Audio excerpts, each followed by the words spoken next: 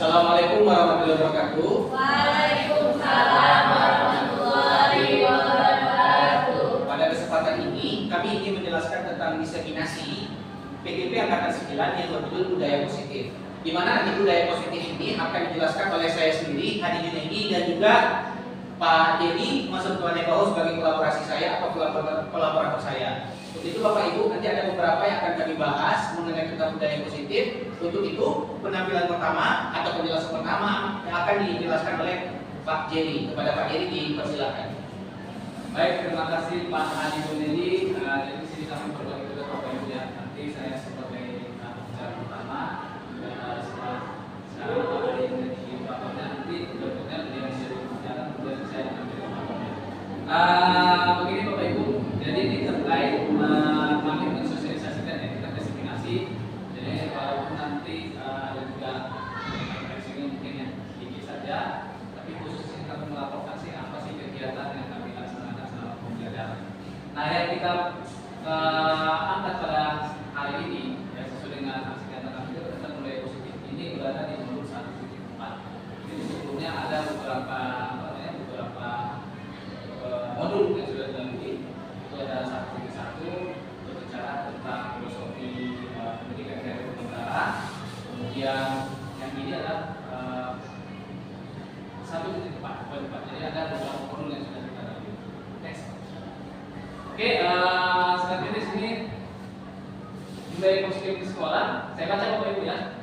Ini tentu adalah merupakan hal yang paling terpenting Bapak Ibu ya. Paling penting untuk menciptakan lingkungan pendidikan yang mendukung. Nah, di sini kita tujuan daripada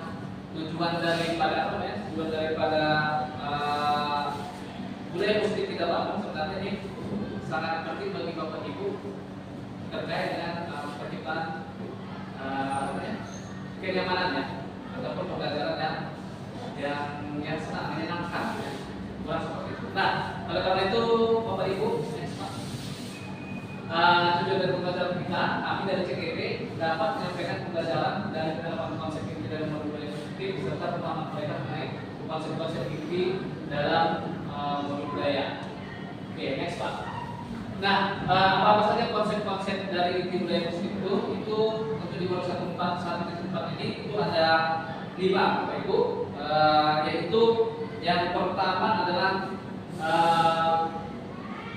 terkait disiplin positif dan nilai kebaikan personal, teori kontrol Dr. William Fraser. Kemudian nomor kedua yaitu teori motivasi, hukuman dan penghargaan restitusi. Yang ketiga adalah keyakinan kelas. Yang keempat adalah kebutuhan dasar manusia dan dunia berkualitas. Yang kelima restitusi, kelima fungsi kontrol, dan yang keenam adalah restitusi segitiga restitusi yaitu segitiga restitusi. Nah, di sini di slide sebelum kita masuk ke bagian yang pertama yaitu disiplin positif dan nilai kebaikan personal, ada perubahan paradigma dalam belajar. Ini terkait dengan teori yang dibawakan oleh Dr. William Fraser dalam teori kontrol yang berkembang menjadi choice theory. Nah, di sini stimulus responnya pada bagian tabel sebelah kanan, realitas kebutuhan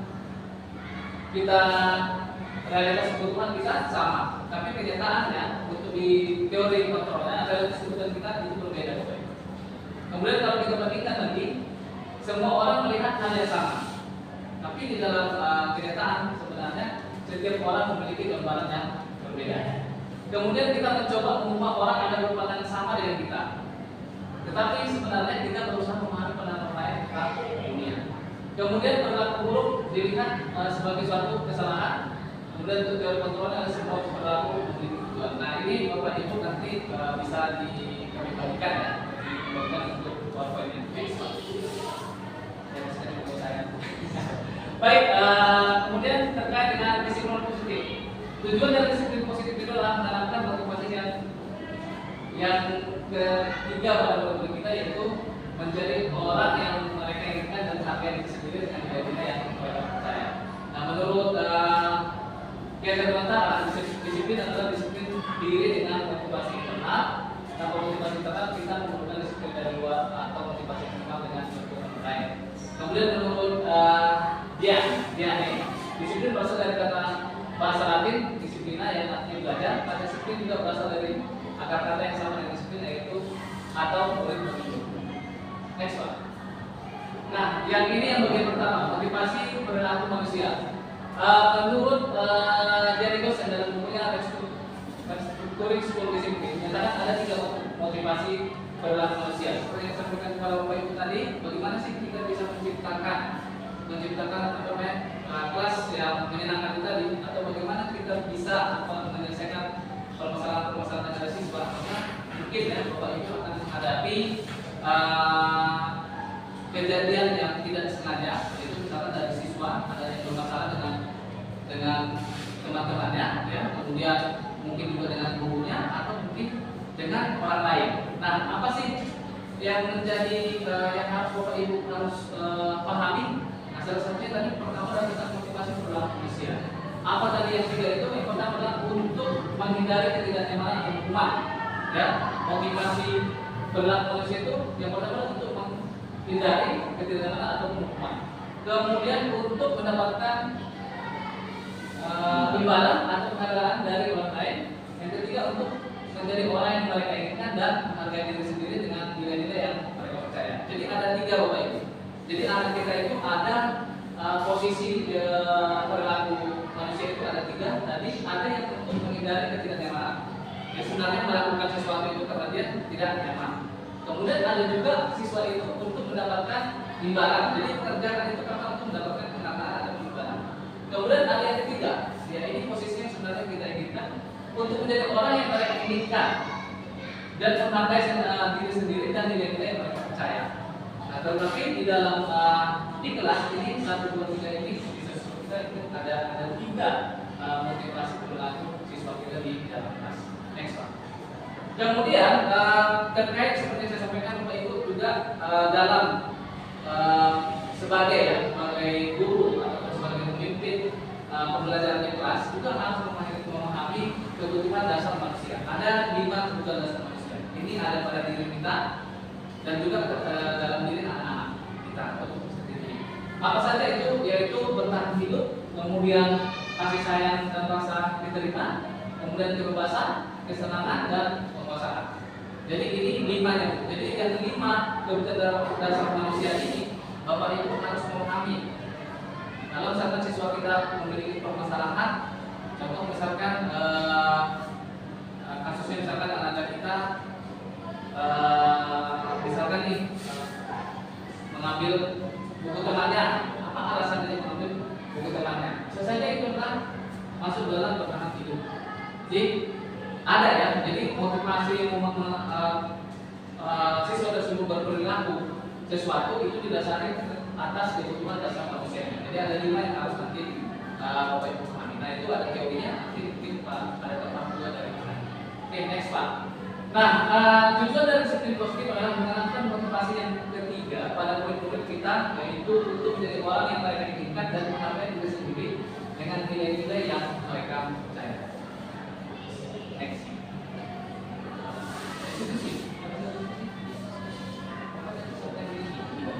Begini Bapak ya.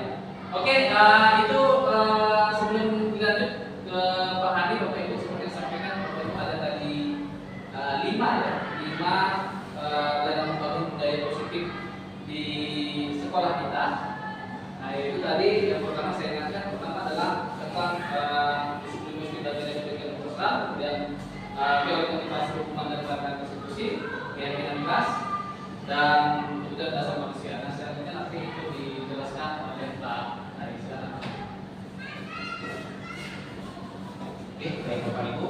Jadi dari yang disampaikan Pak Dedi tadi ada beberapa hal yang harus kita ketahui. Yang pertama, mungkin tadi sudah dipelajari ya, mungkin sudah diberikan oleh Pak Dedi tentang motivasi dari setiap manusia itu ada bertahan hidup, kemudian ada apa lagi tadi Bu? Kebebasan, penguasaan, apa lagi? Kasih sayang, yang terakhir. Dari bentuk kesenangan ini biasanya manusia ini nanti timbul yang kita sebut bisa diungkapkan oleh institusi tadi. Ada proses dari yang 5 ini kita nanti ada membuat suatu proses di mana kita itu menciptakan kondisi bagi murid kita itu. Dan ingat, terkadang kalau kita belajar itu ataupun mengajar kepada siswa, biasanya nanti pasti ada yang namanya kesalahan bagi siswa kita. Terus bagaimana sih cara kita memperbaikinya? Dan di sini ada yang kita sebut sebagai resolusi. Seperti Bapak Ibu lihat, coba lihat di sini, resolusi adalah proses menciptakan kondisi bagi siswa atau murid untuk memperbaiki kesalahan mereka, sehingga mereka bisa kembali kepada kelompok mereka dengan karakter yang lebih kuat. Nah, ini kita sebut sebagai resolusi. Jadi kalau kita lihat secara arti makna yang sebenarnya, itu tadi menurut dosen ya. Kemudian menurut arti yang sebenarnya, resolusi adalah proses kolaboratif yang mengadakan murid untuk mencari solusi untuk masalah dan membantu murid berpikir tentang seperti apa yang mereka inginkan dan bagaimana mereka harus melakukan hal lain. Ini menurut dosen lagi, Johnson Boston tahun 1996. Dari sini kita bisa melihat bagaimana fungsi dari resolusi ini, yaitu pertama, resolusi bukanlah untuk menebus kesalahan, namun untuk belajar dari kesalahan tadi. Kemudian resolusi itu fungsinya adalah untuk memperbaiki hubungan. Kemudian ada lagi resolusi adalah tawaran, bukan paksaan. Kemudian resolusi menuntut untuk melihat ke dalam diri. Jadi ini yang diperlakukan ketika kita melihat suatu siswa kita atau anak-anak kita melakukan suatu kesalahan. Jadi mungkin kita bisa memandang dari sini dulu. Ini kira-kira apa sih kita melakukan dari siswa kita tersebut? Oh, kasusnya mungkin seperti ini yang dibilang sama Pak Jadi tadi. Mungkin anak-anak kita ada mengambil buku. Terus bagaimana sih penanganannya? Terkadang siswa itu mau mengaku juga kan? Walaupun ada buktinya, maka dari itu kita perlu yang namanya proses restitusi tadi. Itu bisa dilihat seperti ini. Dan ini dia bentuk restitusinya yang lain, yaitu tadi kan ada 4 sebutan yang berikutnya adalah selain itu restitusi itu juga bisa untuk mencari kebutuhan dasar yang mendasari tindakan. Restitusi itu bisa juga menjadi cara yang lebih baik. Kemudian restitusi itu fokus pada karakter bukan tindakan. Kemudian restitusi menguatkan fokus pada solusi dan mengembalikan murid yang berbuat salah pada kelompoknya. Lanjut kita lihat. Nah, kemudian ini dia restitusi 5 posisi kontrol. Pada 5 posisi kontrol ini, mungkin Bapak Ibu bisa melihat ya, ada penghukum, ada pembuat merasa bersalah, ada sebagai teman. Ini menurut William Glasser. Jadi sebenarnya ada 5, kemudian yang berikutnya ada pemantau, ada manajer. Ini sebelumnya Pak. Jadi untuk posisi kontrol tersebut ada penghukum, yaitu adalah orang yang menjalankan posisi penghukum senantiasa mengatakan bahwa sekolah membutuhkan sistem atau hal yang dapat lebih menekan pada berbeda dari dalam lagi. Kemudian ada lagi pembuat merasa bersalah, yaitu pembuat merasa bersalah akan menggunakan keinginan yang membuat orang lain merasa tidak nyaman, bersalah atau rendah diri pada posisi ini. Biasanya guru akan bersuara lebih lembut. Kemudian yang teman, guru pada posisi ini tidak akan menyakiti murid, namun akan tetap berupaya mengontrol murid melalui persuasi. Posisi teman pada guru ini bisa negatif ataupun positif. Itu berikutnya Pak. Kemudian ada lagi posisi pemantau, berdasarkan pada peraturan-peraturan dan konsekuensi dengan menggunakan sanksi konsekuensi tidak dapat memisahkan hubungan pribadi kita dengan murid. Yang terakhir itu manajer, posisi di mana guru berbuat sesuatu bersama dengan murid, mempersilahkan murid dan mempertanggungjawabkan perilakunya mendukung murid agar dapat menemukan solusi atas permasalahannya. Dari yang kelima ini kira-kira posisi kita di mana? Mungkin bisa jadi yang pertama tadi kita bahas sedikit ya. Ini seru nih sebenarnya. Jadi kita sebagai guru itu pasti kita ketika menghadapi siswa itu kan tahu ada yang mengambil ini, mengambil itu, dia melakukan ini dan itu dan segala macam. Jadi kita kalau Bapak Ibu menghadapi siswa tersebut bagaimana? Apakah ada marah-marah? Apakah ada yang posisinya seperti dengan suara lembut tapi kayak menakutkan gitu? Kamu boleh melakukan itu, jadi ya kalau seandainya ada masalah ya kamu sendirilah ada usaha aku yang akan untuk kalian gitu. Nah, ada juga seperti itu. Makanya lembut tadi mencengkram gitu. Ada juga yang posisinya teman. Teman di sini biasanya dia berupaya untuk dia mendekatkan diri kepada siswanya, kemudian ya seolah-olah oke, yang kamu lakukan ini betul, tapi ya nanti ya kalau kamu ini terus habis kamu, tapi udah sendiri nanti bisa ya apa namanya saya pulihkan nama kamu, tapi ya mudah-mudahan kamu tidak melakukan lagi ya segala macam. Ini ibaratnya kayak apa ya? Dia memposisikan dirinya itu sebagai teman dari guru tersebut. Kemudian yang terakhir ada lagi pemantau. Atau pemantau ini biasanya dia akan menggunakan sanksi. Nah, kamu melakukan itu ya, bahwa kamu sudah 50 gitu. Kalau kamu begitu ya bisa mendapatkan sanksi ini, sanksi itu dan segala macam. Nah, kemudian ada lagi manajer. Kalau manajer ini ya ini kan memberikan solusi atas salah sendiri. Kira-kira Bapak Ibu ada posisi mana? Itu adalah jawaban pada Ibu sendiri. Terus next aja. Terus yang sebenarnya seperti apa sih ketika kita ini menghadapi siswa, ketika mereka ada masalah, mereka melakukan suatu kejahatan mungkin, sehingga kita perlu menyelesaikannya, yaitu disebut sebagai segitiga restitusi. Segitiga restitusi ini fungsinya adalah tahap. Dia sebenarnya adalah tahap bagaimana kita memecahkan suatu kondisi sehingga siswa tersebut sadar akan kesalahan yang mereka perbuat. Terus dari mana mulai pertama? Kita mulai pertama itu menstabilkan identitas. Kita ambil contoh deh, misalnya ada siswa kita, Andi, angkat namanya begitu. Andi ini rupanya dia melakukan suatu tindakan yang mungkin kita sebut dia membuli temannya, sehingga temannya menangis dan temannya ini melapor ke guru wali kelasnya, guru mata pelajaran ataupun BK misalnya. Terus otomatis nih kita sebagai wali kelasnya mana tahu, tentu melihat kelas kita ada yang ribut dan segala macam ada masalah, kita perlu memperbaiki permasalahan tersebut. Terus bagaimana kita sebagai wali kelas ataupun orang yang menghadapi siswa tersebut agar siswa ini dapat tidak mengulangi lagi tindakannya tersebut? Inilah kita menggunakan yang namanya segitiga restitusi. Yang pertama menstabilkan identitas. Kalau menstabilkan identitas ini maksudnya itu adalah, Bapak Ibu bisa baca, setiap orang pasti pernah melakukan kesalahan. Kamu bukan satu-satu yang pernah melakukannya. Maksudnya di sini adalah kita mungkin mengeneralisir dulu apa yang dia lakukan. Misalnya nih kita sampaikan ke Andi mungkin wajar ya orang banyak yang sering mengatakan anggaplah yang dibulinya tadi si Denny gitu namanya. Memang yang melakukan ke Denny itu sih ya nggak apa-apa sih sebenarnya. Kamu sebut dia oke lah, nilai dia rendah dan segala macam. Ini nggak belajar itu wajar nilai dia segitu. Tapi kamu jangan juga tapi hal-hal tersebut memang belum pernah dilakukan oleh seseorang. Setelah dia belajar pasti nilai tinggi seperti kamu. Tapi kalau nilai dia rendah, ya wajar seperti dia, makanya nilai dia jelek gitu. Sehingga ya wajar-wajar saja dia itulah hasilnya yang dia dapatkan. Mungkin saya juga berpikir kayak kamu nih, kalau saya dapat nilai tinggi, ya saya merasa wah aku hebat nih, aku ini dan segala macam. Jadi kita netralisir dulu apa yang dia sampaikan tadi, apa yang dia ngomong tadi. Kemudian setelah itu baru data berikutnya itu validasi tindakan dia yang salah. Cara validasinya seperti apa? Kita tanya kepada Andi tadi. Andi, menurut kamu dengan kamu membuli teman kamu tadi, mengikuti teman kamu tadi, wah nilainya jelek. Kemudian apa yang dia dapatkan perlu kamu ketawakan, gitu, apakah itu baik? Kita tanya dari itu, dari yang siswa kita yang paling dalam tadi. Kira-kira kamu menganggap hal-hal yang kamu lakukan tadi dapat menjadi kebenaran nggak dari yang kamu lakukan? Dan biasanya pasti siswa itu mengatakan tidak, karena kita logikakan saja. Kita mengikuti orang pasti, ya orang itu pasti akan merasa sakit hati kan. Kita sampaikan juga di siswa tadi itu sehingga dia bisa mengetahui kira-kira tindakan dia itu baik atau salah seperti itu. Setelah kita melakukan itu, baru nanti kita sebut sebagai menanyakan keyakinan. Kalau menanyakan keyakinan ini nanti kita akan berupaya bagaimana cara kita menyampaikan nilai-nilai kebajikan yang ada di sana. Kira-kira apa sih dampak buruk dari ini?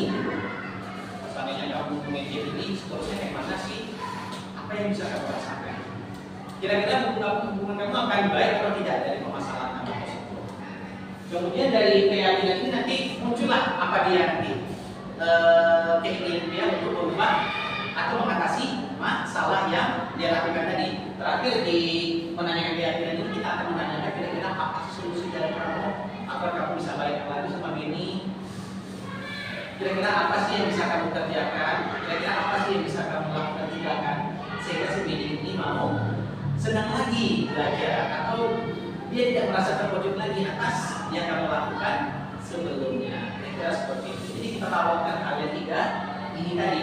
Dan biasanya dari segitiga restitusi ini kita akan bisa melihat siswa kita itu mau merubah karakter yang dia perbuat sebelumnya. Dan ini sebenarnya ada kaitan yang kita 5 kontrol tadi.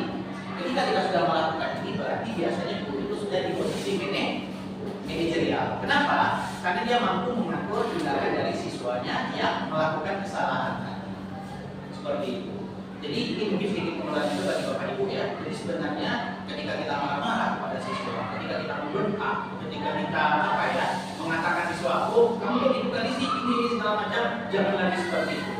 Kita membuat bagaimana siswa itu sadar akan kesalahan yang dia perbuat.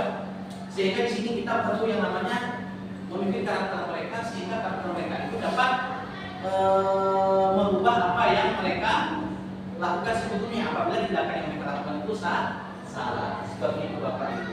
Next Pak ya. Kemudian ini, mengapa kita memiliki peraturan tentang penggunaan helm pada saat mengendarai kendaraan roda 2 atau sepeda motor? Nah, sekarang kita lihat lagi di sini. Ini ada pertanyaan, mengapa kita memiliki peraturan tentang penggunaan helm pada saat mengendarai kendaraan roda 2 motor? Ada yang bisa dijawab Ibu? Untuk melindungi kepala. Selain itu, untuk mematuhi aturan. Itu aturan. Kemudian apa lagi Bapak Ibu?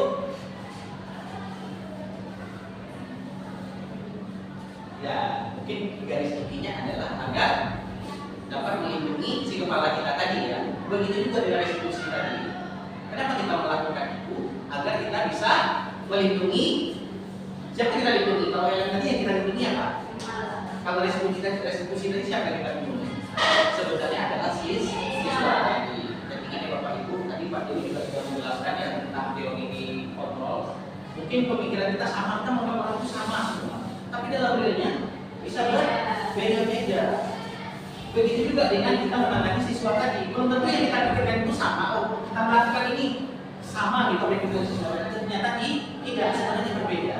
Dan maka dari itulah kita perlu yang namanya segitiga restitusi tadi. Kita ingin melihat pandangan siswa yang tersebut. Ini kira-kira mengapa sih dia melakukan kesalahan tadi? Ini kenapa kok dia bisa berbuat sampai sejauh ini? Nah, itulah fungsi tadi dari segitiga restitusi. Oke, sekarang kita lanjut ke keyakinan. Keyakinan yaitu adalah nilai kebajikan universal yang disepakati secara tersirat atau tersurat lepas dari latar suku, negara, bahasa maupun agama. Pak, di sini coba kita lihat pembentukan. Tadi kita keyakinan, sekarang kita lanjut ke keyakinan kelas. Bagaimana pembentukan dari keyakinan kelas tersebut? Di sini ada keyakinan kelas bersifat dari abstrak daripada peraturan yang dirinci dan konkret. Yang kedua yaitu keyakinan kelas berupa pernyataan-pernyataan universal. Kemudian pernyataan keyakinan kelas senantiasa dibuat dalam bentuk positif. Kemudian keyakinan kelas hendaknya tidak terlalu banyak sehingga mudah diingat dan dipahami oleh warga kelas. Kemudian keyakinan kelas sebaiknya sesuatu yang dapat diterapkan di lingkungan tersebut. Dan terakhir, semua warga kelas tidak ikut berkontribusi dalam pembuatan keyakinan kelas dalam kegiatan dan pendapat. Next, curah pendapat. Oke, sorry. Oke, terus bagaimana sih untuk prosedur pembuatan keyakinan sekolah atau kelas? Jadi keyakinan kelas ini sebenarnya lebih bagaimana kita membuat sebuah, ya kalau saya mengikutinya sependapat suatu aturan, pendapat yang bisa aturan yang bisa dibuat secara sependapat, sehingga siapapun siswa kita, ketika kita membuat suatu kesepakatan dengan siswa dan siswa itu dapat mematuhinya. Dan ingat, ketika kita membuat kesepakatan tadi, maka yang kita atur adalah secara kebersamaan. Jadi sehingga semua yang melaksanakan ataupun yang mematuhi keyakinan tadi maka dapat menjalankan dengan sama dengan ketentuan taginya. Terus bagaimana prosedur pembuatan pembentukan keyakinan kelas atau di sekolah? Kita lihat di sana yang pertama yaitu mempersilahkan warga sekolah atau murid-murid di sekolah atau kelas untuk bertukar pendapat tentang peraturan yang perlu disepakati di sekolah atau di kelas. Jadi kita tanya dulu nih. Mungkin di awal pelajaran kalian biasa di keyakinan kelas. Anda sekalian kira-kira kapan apa sih yang bisa kita perbuat untuk kesepakatan kita sebelum mulai pelajaran? Nah, yuk kita sama-sama kita buat yuk kesepakatannya.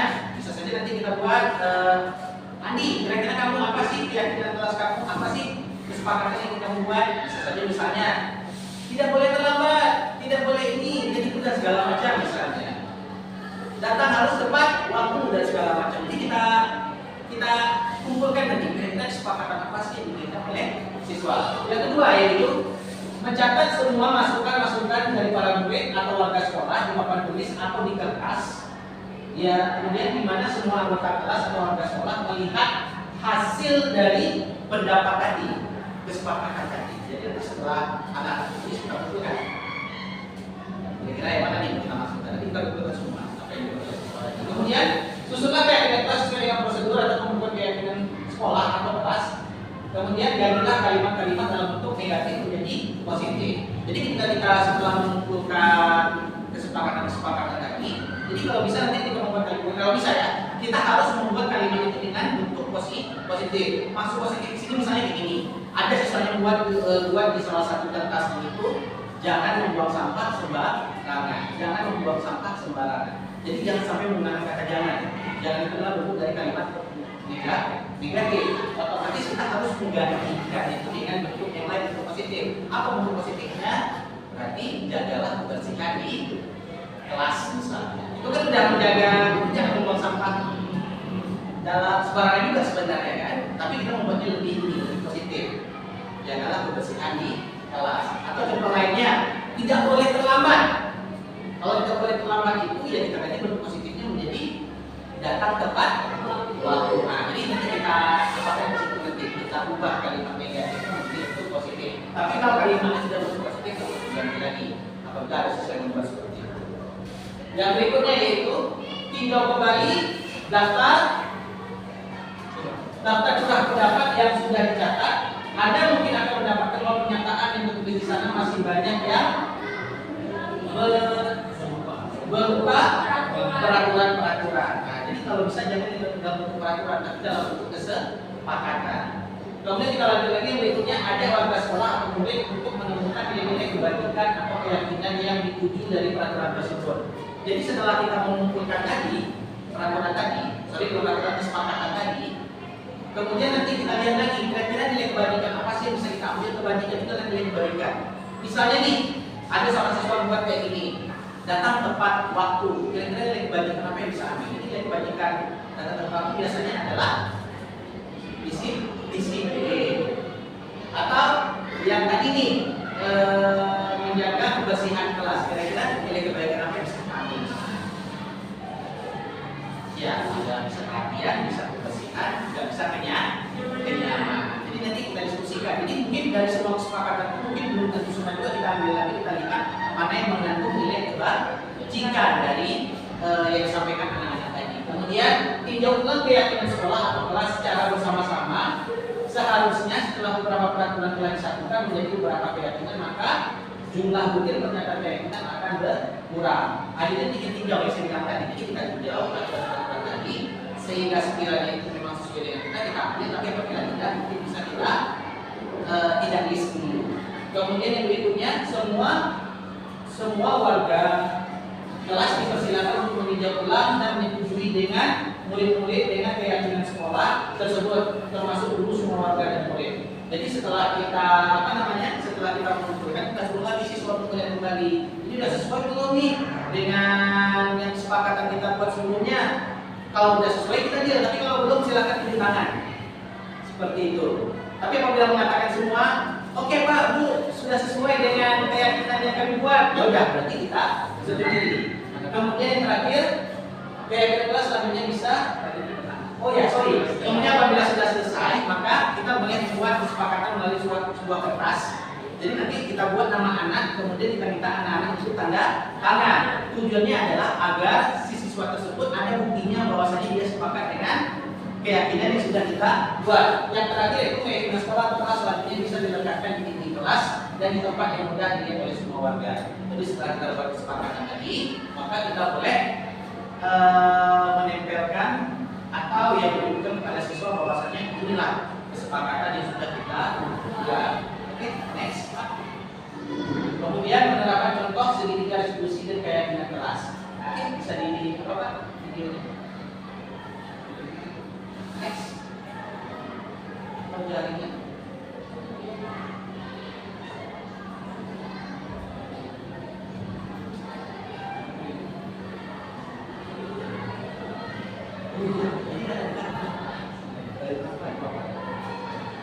Oke, mungkin itu contohnya, mungkin itu Bapak Ibu penjelasan saya mengenai tentang restitusi di sekolah ataupun keyakinan kelas yang kita laksanakan di sekolah.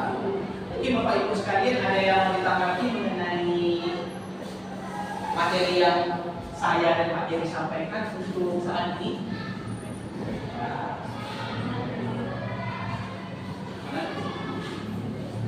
Ada yang mau disampaikan Bapak Ibu? Ada yang disampaikan Bapak Ibu? Ada yang disampaikan atau ada yang mau ditanyakan? Atau ada yang mau jelas?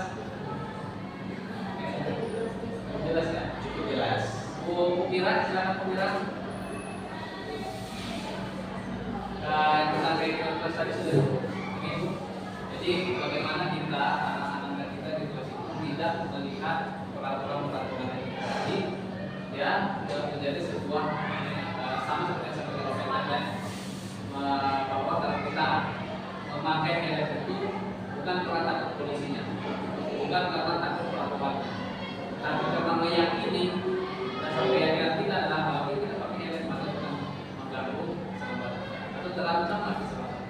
Demikian juga anak-anak itu tidak melihat peraturan tersebut tadi, poin-poin yang sekian itu menjadi sebuah aturan, tapi muncul dari dirinya sendiri keyakinan apabila dia melanggar itu akan terancam kenyamanan yang ada dalam dirinya. Jadi itu yang dimaksudkan keyakinan. Jadi melihat peraturan itu bukan sebagai suatu aturan yang memaksa dia, karena tadi keyakinan itu harus berubah dari yang negatif menjadi positif. Jadi tadi kan jangan, jadi nilainya itu tadi ada nilai kebersihan. Contoh misalkan stop bullying, jangan membuli, ya. Berarti jadi mungkin saling kasih sayang. Jadi hubungannya dengan yang paling disampaikan dengan Pak tadi, tadi ada siapa tadi dulunya sudah dilakukan dengan siswa atau segitiga tadi, sehingga anda itu ketika melakukan misalkan bullying, melakukan bullying terhadap temannya, kemudian kita melakukan dari ada segitiga restitusi ya, Bapak Ibu, contoh untuk pendalaman segitiga restitusinya. Nah, misalkan terjadi kasus anak kita itu tadi melakukan bullying terhadap salah satu temannya. Maka yang pertama kita lakukan tadi seperti yang disampaikan Pak Hadi adalah menstabilitas identitas. Ya kan? Kita tanyakan bahwa kejadian itu kita pernah juga melakukan hal yang sama. Kita pernah melakukan hal yang sama. Kita pastikan dulu stabilitas identitasnya kepada anak-anak kita yang melakukan kesalahan. Kemudian kita tanya, tindakannya benar atau enggak? Kita tanya kepada maka akan menunjukkan kesadaran. Jadi kita berpaham dari tindakan yang salah. Setelah itu kita tanyakan setelah dia sudah menyadari kesalahan yang sudah dia perbuat, kita tanya keyakinan kelas mana yang digunakan.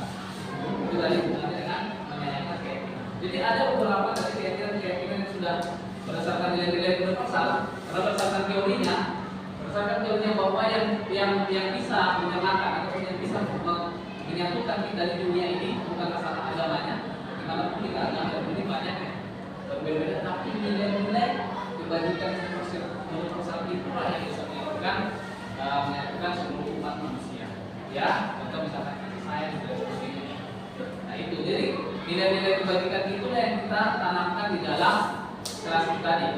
Di dalam kelas kita apa sih itu? Sehingga kalau anak-anak kita ya melanggar sebuah keyakinan bahwa ternyata bisa melakukan bullying, bahwa dia sudah tidak menghargai orang lain.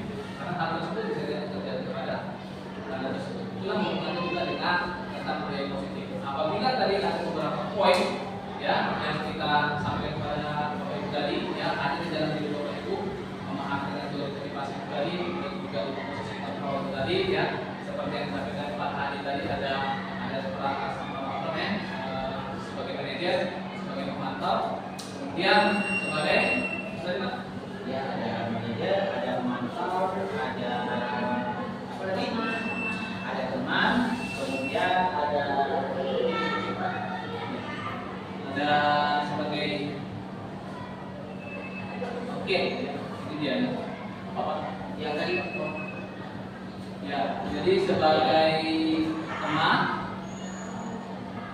ya, nanti kita sharing intinya Bapak Ibu ya, pembuku, pembuat, jadi sana ada dua ya, ada 5 tadi, 2 itu kita sebut sebagai perilaku kontrol yang negatif, yaitu posisi pembuku, pembuat orang merasa bersalah, kemudian ada perilaku kontrol positif yaitu teman, pemantau dan manajer. Jadi posisi yang paling terakhir itu diharapkan kepada Bapak Ibu bisa menjadi manajer atau menjadi sebuah permasalahan kepada siswa. Jadi bukan sebagai penghukum. Contoh misalkan anak kita datang nih, peraturan di mana sekolah kita itu memakai sepatu harus warna hitam atau tugas kakinya putih, tapi yang menggunakan sepatu yang bukan warna hitam, misalkan yang ini lah ya, yang kuning ya warnanya. Nah itu bukan langsung kita hukum, ya kan? Atau membuat menjadi merasa bersalah. Dan pertama sekali kita tanya, seperti yang disampaikan Bapak tadi, sedikit apa alasannya menggunakan? Bisa jadi mungkin anak kita pulang dari sekolah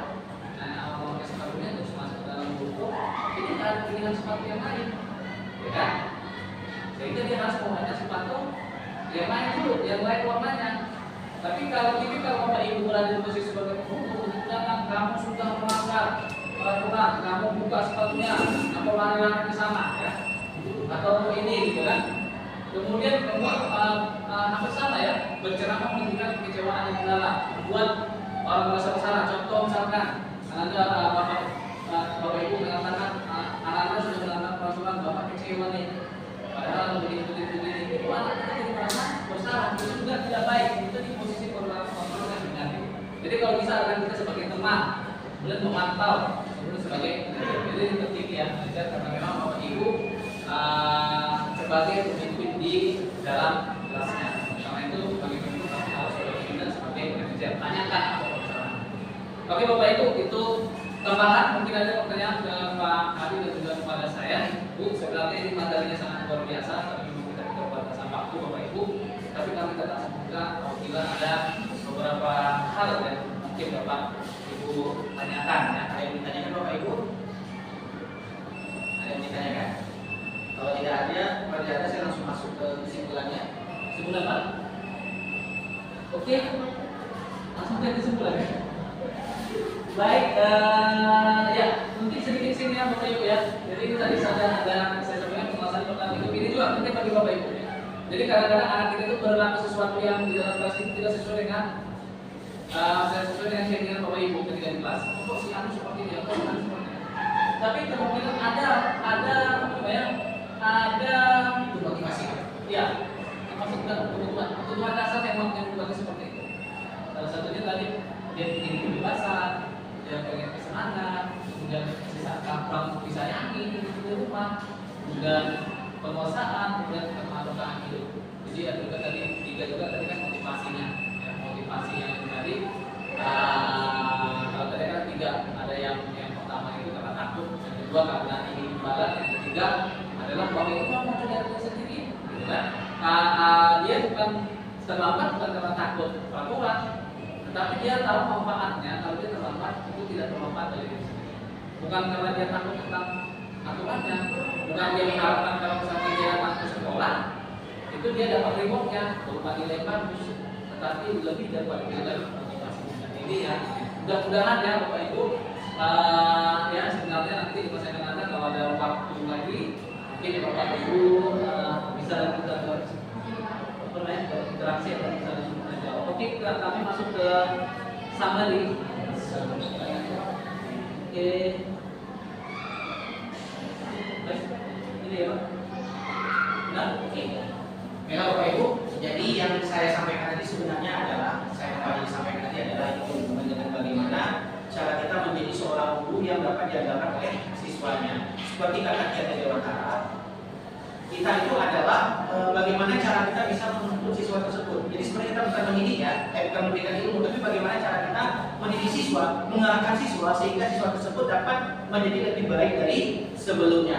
Sehingga di kesimpulan ini saya membuat bisa diterapkan program disiplin positif, hendaknya guru memiliki standar kepribadian profesional dan sosial yang baik, di mana guru mampu berefleksi pada posisi kontrol saat ini, bagaimana perjalanan dirinya sebagai seorang anom atau posisi manajer yang menuntut murid-muridnya seperti saya sampaikan tadi menjadi insan yang mandiri, merdeka dan bertanggung jawab. Jadi dengan kata lain ini adalah bentuk cara kita bagaimana kita dapat mengarahkan siswa kita menjadi siswa yang tentunya nanti menjadi siswa yang berprestasi melalui karakternya yang dimilikinya tadi. Oke Bapak Ibu, mungkin itu saja yang bisa kami sampaikan. Mungkin kita tunggu ya Pak Jadi ya. Oke, mungkin demikianlah yang dapat kami sampaikan pada hari ini. Kita mungkin akan bertemu lagi di pertemuan berikutnya insya Allah ya, untuk menambah dari materi-materi ini. Akhir kata saya ucapkan Assalamualaikum warahmatullahi wabarakatuh.